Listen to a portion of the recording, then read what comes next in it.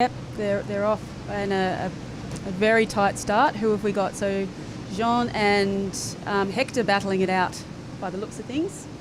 Yeah, it seems a repeat of last one. Yes, who's on the sort of lighter greeny, whitey?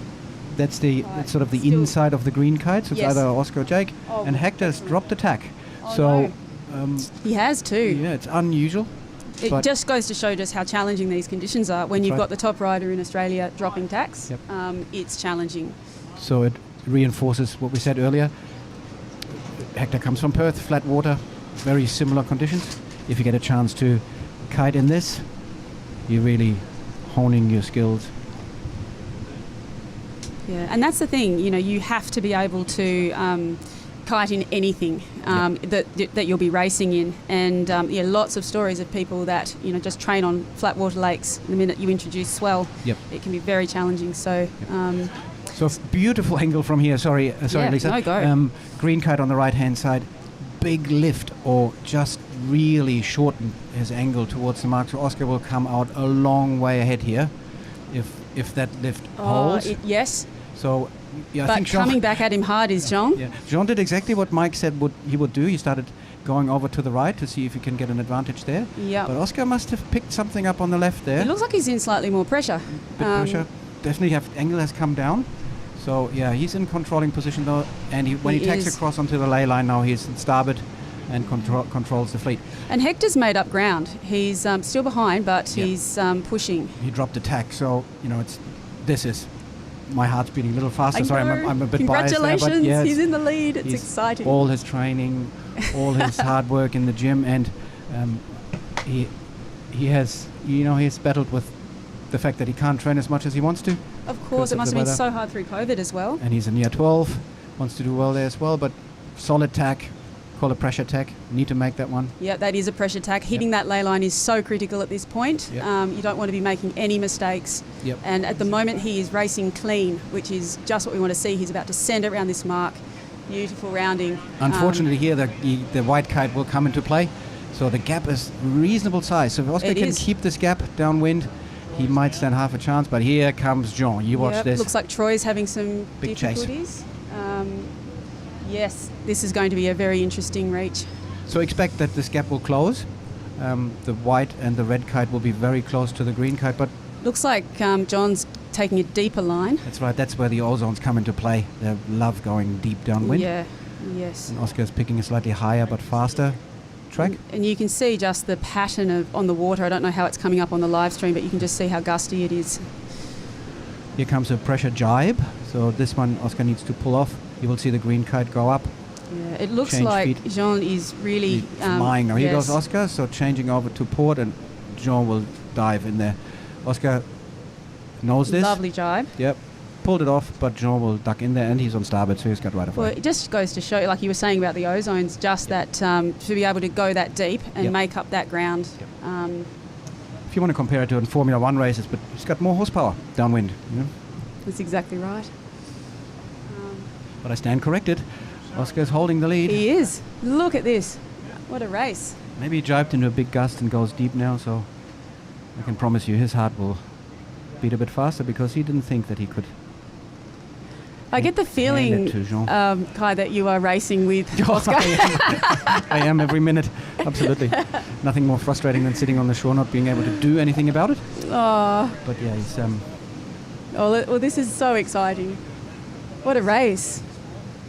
Something that, and this is the thing, when you race like this, you have all these races and then you come back in and on the beach you relive them again and again and again. Yep. And particularly for someone who's young and coming through getting some success, it's all, just so exhilarating. But here we come round and it looks like... Oscar had to lift his kite because his wingtip collapsed. Oh, okay. He will be yelling at me. Have we had a change of lead?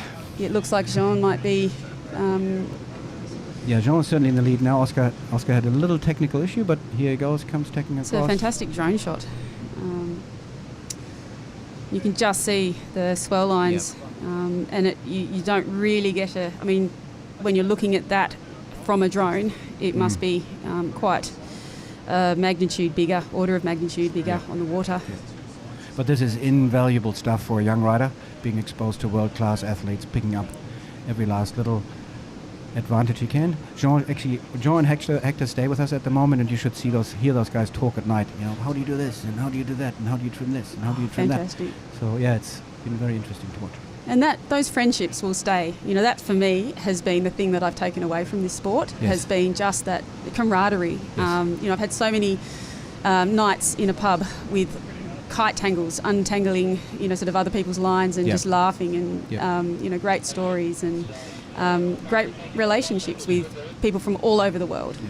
And if my wife listens in, she would want me to say this. In the early stages when, you know, parents are busy, need to work, can't be around all the time, we always felt 100% comfortable leaving the boys under supervision of other kiters or get other kiters to sort of semi-coach the kids. I'm no great kiter. I can't teach them anything anymore. It's all about the conduct on and off the water, particularly when you start representing your country. That's what's important to me, and I have no problems there at all. Oh, that's really nice to hear. And coming up to the top mark, this is going to be a fairly critical tack set coming through. Yeah. We've got Jean, no pressure, beautiful, laid it very well, and Oscar again.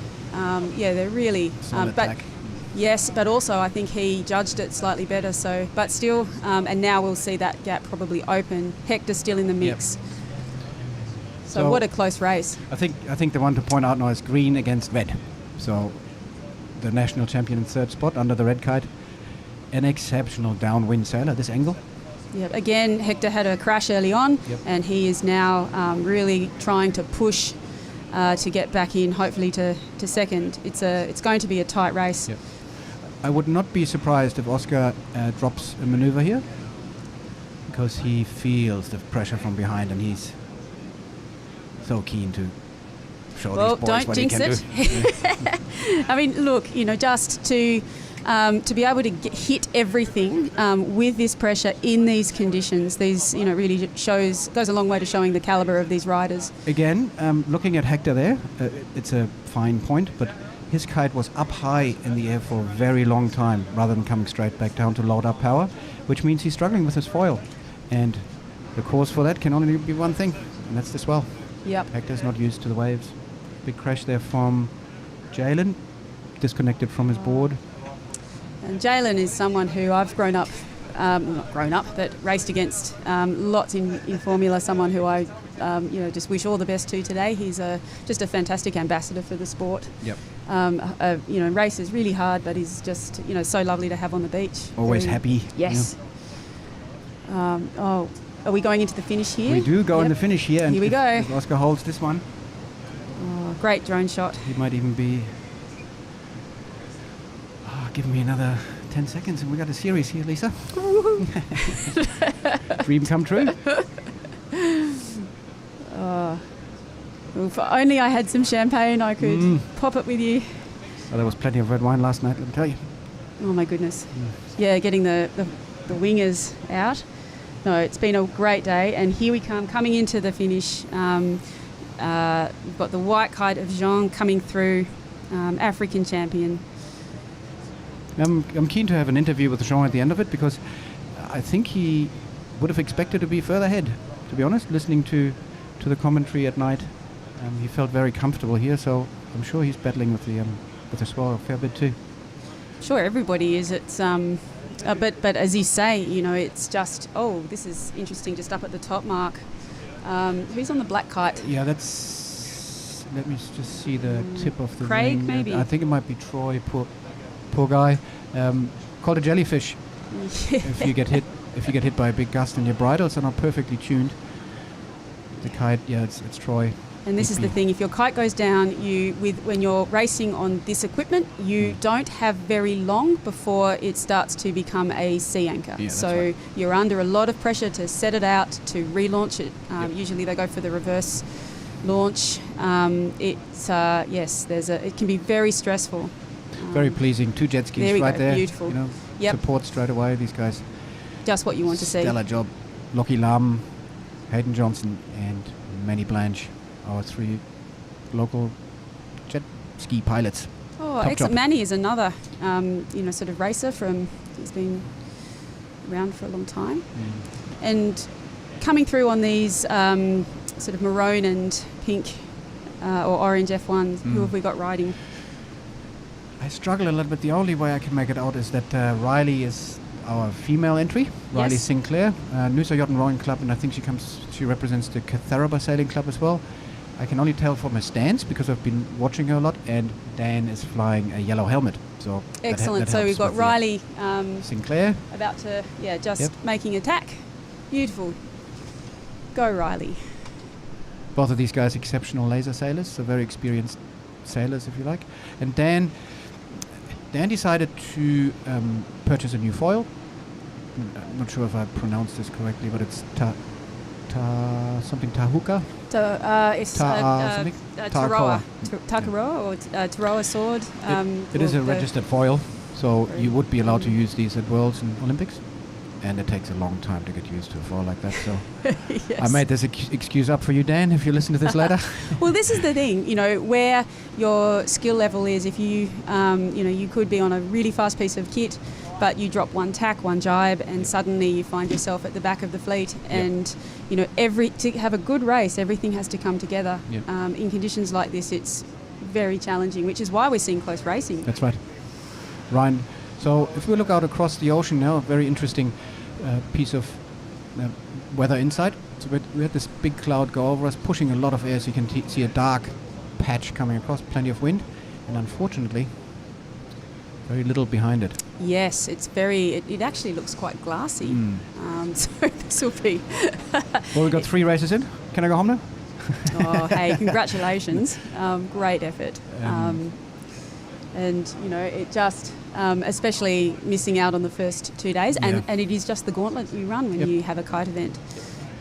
It is like putting $1 in the pokey machine and pulling the lever. And luckily we've got a jackpot. We've had some great racing today, regardless of what happens with the weather.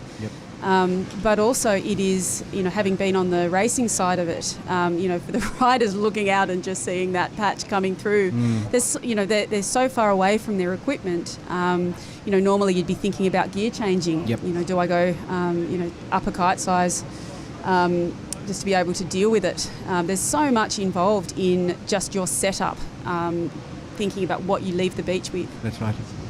And looking further ahead, the cloud cover looks quite consistent, which makes me fear that there's not a whole lot of breeze on the horizon either. But biggest concern is the breeze being too light for the kites to stay in the air, and all of a sudden you have 8 riders with kites down that threaten to sink. That's when the jet skis and the rescue boats Come into their own. really need to come and help them out. That's it. So good training for them as well, because these things do happen, and as a rider you're very used to packing down your gear and just being calm and waiting for someone to come and help you. And there's also ways of communicating with the safety team if you are in difficulty and you need that support. Right. We've got the last few riders coming through the finish now. Is that Riley making her way? Yeah, Riley. I think that might be Dan. Riley's in. Got Jalen tagging behind. I think he had a little tangle. But he's on the downwind run. He should make the time window. Excellent. They've got 10 minutes from when the first finisher goes through the line for anyone who's watching. So obviously a Milulaba Yacht Club of huge help to us, but they were quite concerned because they had no knowledge around foiling.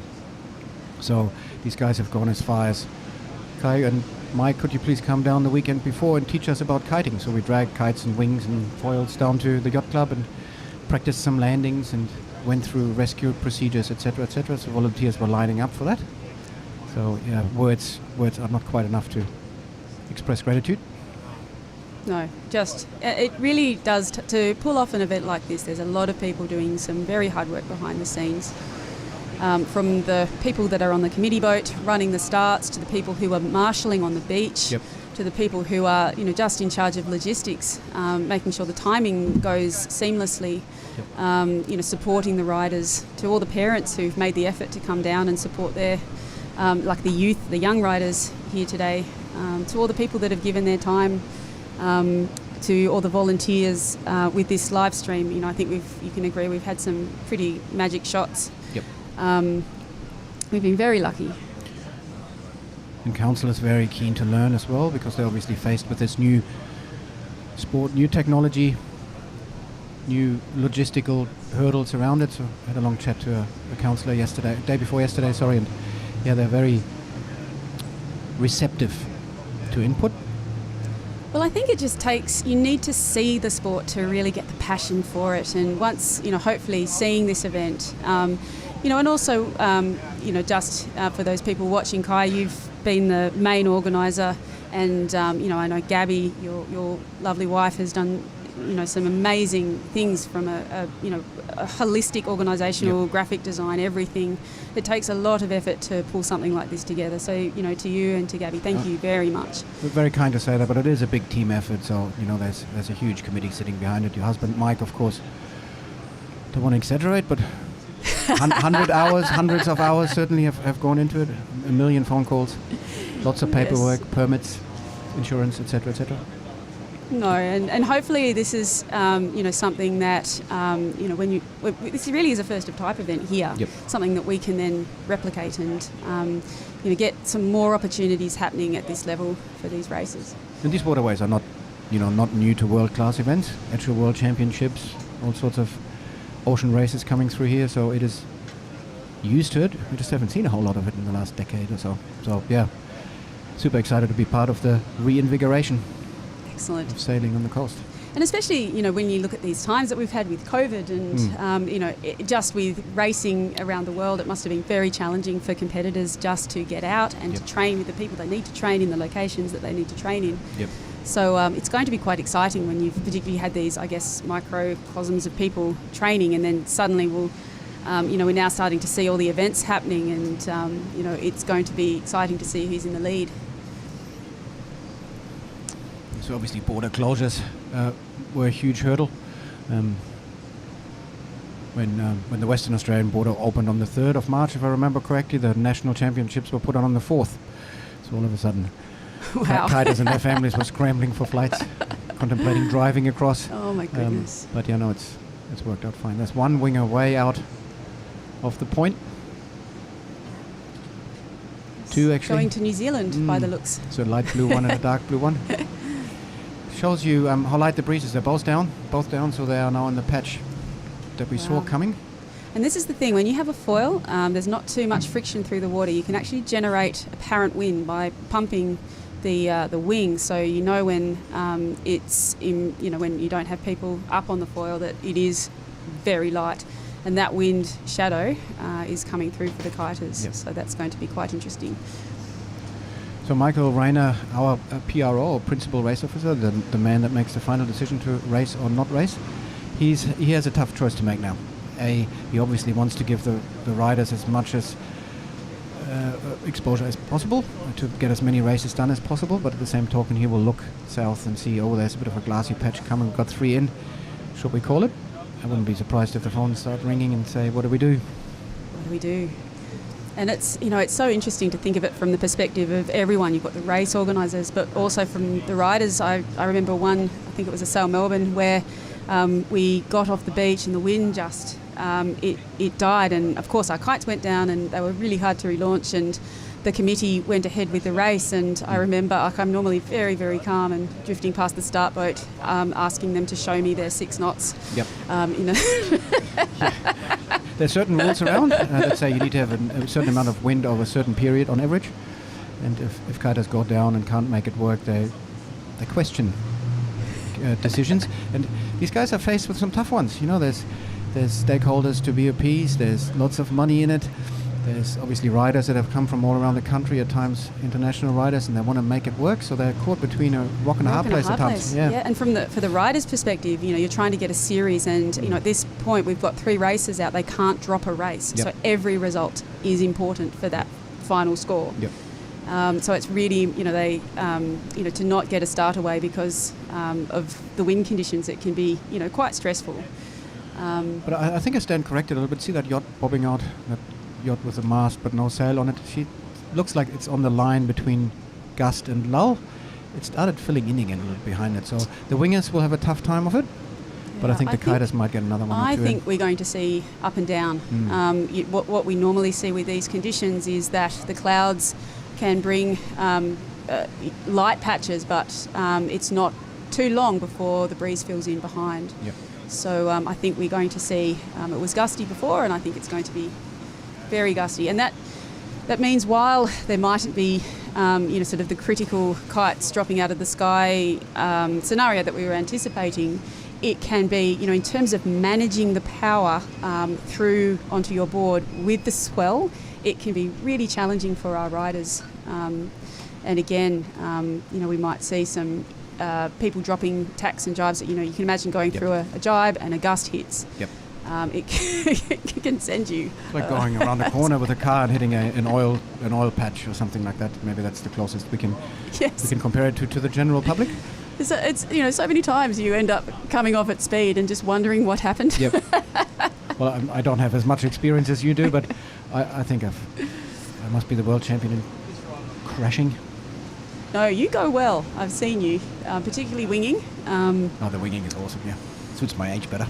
Yeah, that's it. And it's also a new thing. So, you can... I sort of feel that the wingers that are out there at the moment are pioneering that division. Yep. Whereas to get in the kite racing, there is so much work that is involved in, developing someone up to that standard. And you can talk to that, Kai. What has been the progression for Jake and Oscar over the last few years? I think the best way to describe it is that their coach describes their living conditions as the PTE, or the perfect training environment. So if you imagine you, let's say you Not live... too many people get to live opposite a lake. That's right, yeah. So imagine you live 20 k's from the water and you have to drive there by car. You have the hurdle of having to get in the car, having to disassemble your gear, having to drive, having to park, and all sorts of other hurdles along the way. The boys can literally pick up their kiting gear, walk across the street and start training. I've never pushed. It's all self-motivated, and yeah, it's amazing. It's the mental part of it is huge. The physical part, so going to the gym and working out, is quite demanding. But the stresses on the body when regattas go on, you're in the heat, you're usually dehydrated because you can't carry water. There's a need for training there. Oh my goodness. Well, that's the thing. So many things have to come together when you're in a regatta. Oh, it looks like we've got 2 minutes to the next wing race, and that's what we've got up on the screen. Between the two of us, Lisa, we have a few sea miles under our legs, but I think we stand corrected. Here, breeze is coming again. Yep. All foils are up. Happily stand corrected. No, that's I think it's just that we'll see that pattern of gust and lull. 1 minute.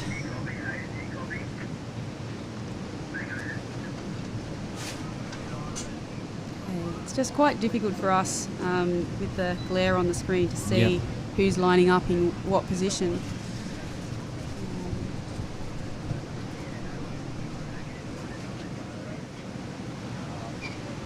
Yes, so Locky White, probably the most visible wing is the really bright orange one. And then just to the right is Locky White with an orange board and a light blue kite. And now lining up. And he's really the one to watch. He has nailed every start. In the first race, wing race, he dropped, I think it was a jibe probably coming down because they're racing downwind, and still was Wings able off. to recover. Yep. However, nice. he's in second place, this is exciting. And getting a serving from Matt Headland. I think he's a local rider. Go Matty. He's a good friend of ours, and he's just a really lovely fellow. So go Matty. But look at him go. Yeah, he's off. A 7 meter wing he holds, and he's riding a very high aspect front wing foil under the water, called an eagle. Well, you can just see the difference that he has in speed compared to the rest of the pack. He's right out in front as he comes to the bottom mark. So who have we got in second and third? Oh, the